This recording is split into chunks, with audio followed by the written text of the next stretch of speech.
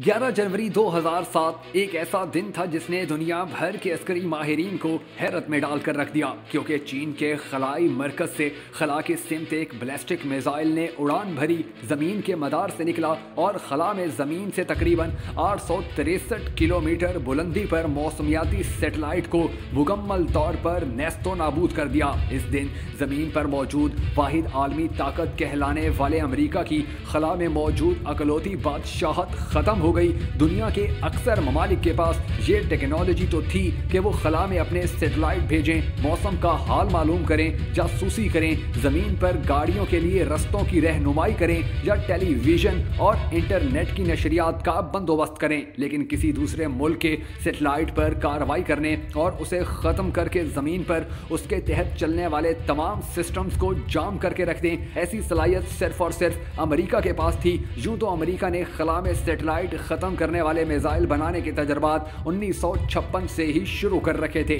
लेकिन खलाई सैटेलाइट ख़त्म करने में उसे कामयाबी 13 सितंबर 1985 को हासिल हुई, जब अमेरिका ने ज़मीन से 555 किलोमीटर बुलंदी पर ज़मीन से मालूमात हासिल करने वाले सैटेलाइट को तबाह किया। यह तजर्बा एक F-15 तैयारे के जरिए किया गया था। इस कुव्वत और ताकत के हसूल के बाद अमेरिकी खामोश होकर बैठ गए कि अब वो जब और जिस वक्त चाहेंगे जमीन पर चलती फिरती दौड़ती भागती जिंदगी को ऐसे रोक देंगे जैसे किसी मशीन का फ्यूज निकाला जाता है। लेकिन कम से कम 22 साल बाद चीन के इस तजर्बे से अमेरिका की अस्करी कुव्वत में जो हलचल मची, इसका नतीजा ये निकला कि 21 फरवरी 2008 को अमेरिकी बहरिया के एक जहाज से एक मिसाइल खला में भेजा गया, जिसने अमेरिका के नाकारा जासूस सैटेलाइट USA 193 को खला में तबाह कर दिया। यूं अमेरिका जो खला का वाहिद इजारादार था, अब एक मुतहारिब फरीक बन गया था। खला पर बादशाहत और कंट्रोल की जंग आज अपने अरूज पर है।